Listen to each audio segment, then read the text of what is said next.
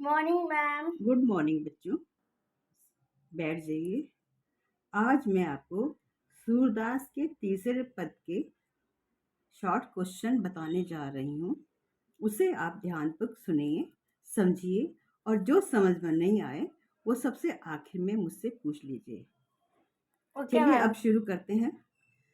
प्रस्तुत पद कहाँ से लिया गया है? प्रस्तुत पद महाकवि सूरदास जी द्वारा रचित सूरसागर में संकलित भ्रमर गीत में उद्धव संदेश नामक खंड से लिया गया है। गोपियां क्यों दुखी हैं? उद्धव के माध्यम से श्री कृष्ण का निर्गुण उपासना का उपदेश सुनकर गोपियां बहुत ही दुखी हैं। तीसरा क्वेश्चन, गोपियों ने कड़वी ककड़ी किसे बताया है? उत्तर, गोपियों ने उद्धव की योग साधना को कड़वी ककड़ी की भांति बताया है। गोपियों ने उद्धव को हारित पक्षी का उदाहरण देकर क्या सिद्ध करना चाहा है? उत्तर, गोपियों ने हारित पक्षी का उदाहरण देकर उद्धव को यह सिद्ध करना चाहा है कि जिस प्रकार हारिल पक्षी अपने पैरों में सदैव लकड़ी पकड़े रहता है तथा उसी को आधार मानकर विशाल आकाश में उड़ता है, उसी प्रकार हम गोपियों ने मन, कर्म और वचन से नंद बाबा के बेटे को मजबूती से हृदय में पकड़ रखा है अर्थात धारण कर रखा है। और हे उद्धव, हमारे लिए प्रभु श्री कृष्ण हारिल पक्षी की लकड़ी के समान हैं। बच्चों, पांचवा क्वेश्चन, गोपियां जागते सोते स्वप्न में दिन रात किसका नाम रटती हैं?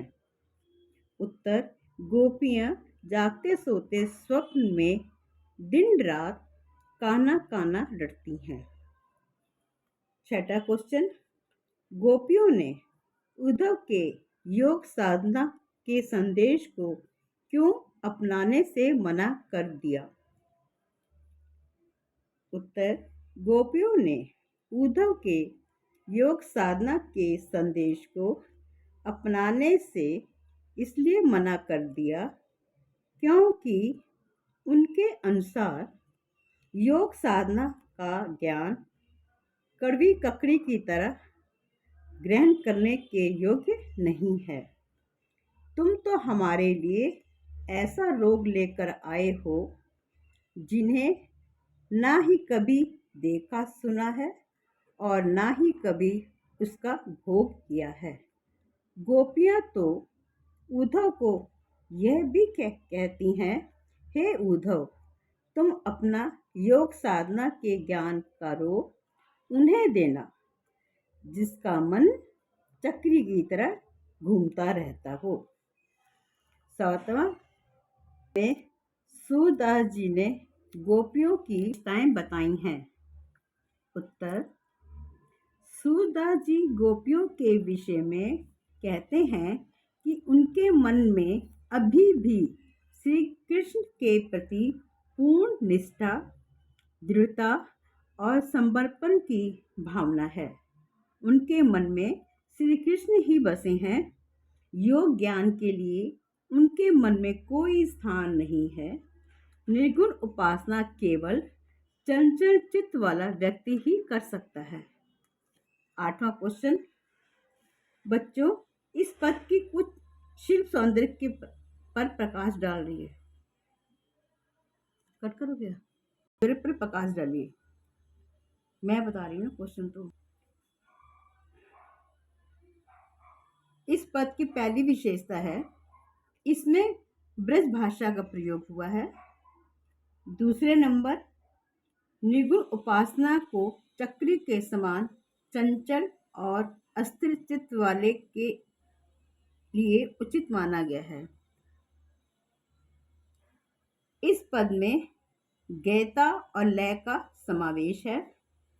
सुनत जो लागत ककरी में उपमा अलंकार का प्रयोग है।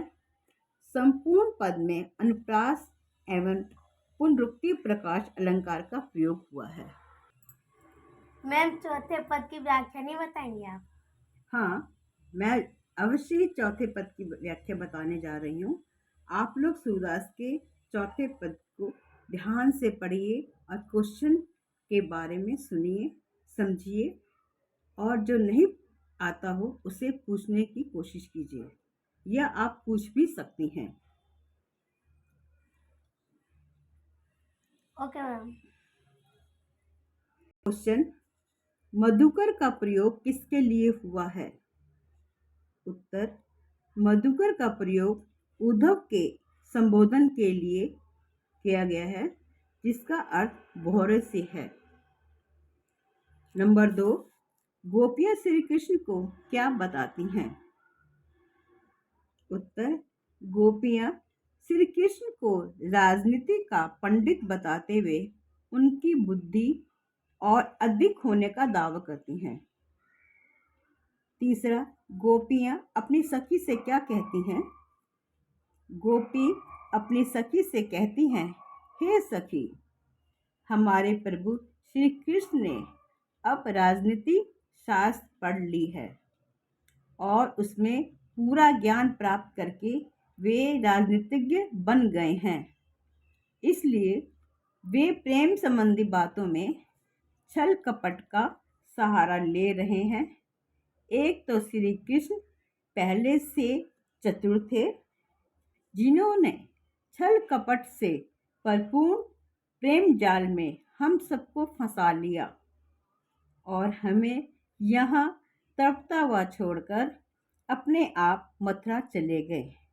और दूसरी ओर उन्होंने अपनी और अधिक बुद्धि का परिचय देते हुए हम गोपियों के पास योग ज्ञान का संदेश। वास्तव में यह उनकी मूर्खता है। चौथा क्वेश्चन, पहले के समय लोग कैसे होते थे? उत्तर, पहले के लोग सीधे साधे और सभ्य होते थे, जो दूसरों के कल्याण के लिए इधर उधर घूमते थे और परोपकारी कार्य करते थे। पांचवा, गोपियां श्री कृष्ण से क्या चाहती हैं?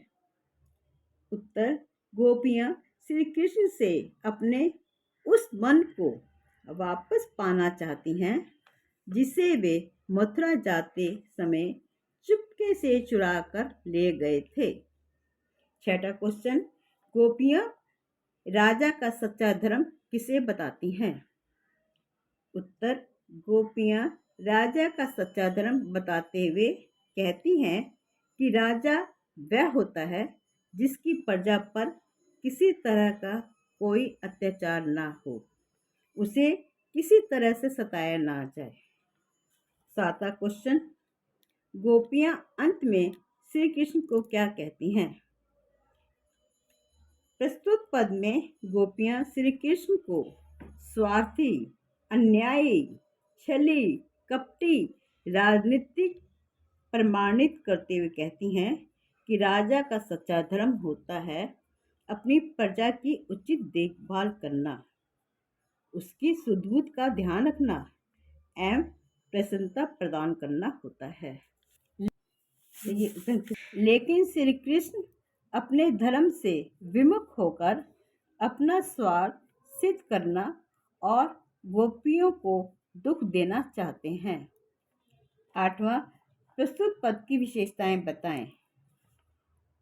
इस पद की भाषा सरल है, शब्द चयन सार्थक, सटीक एवं भावानुकूल है, लयात्मकता एवं गीता का सुंदर समावेश है। मधुकर का प्रयोग उद्धव के लिए किया गया है।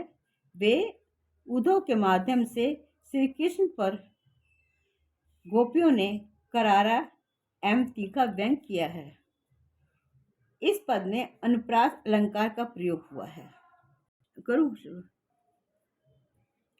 बच्चों, सूरदास के चौथे पद के साथ हमारा यह पाठ पूरा होता है।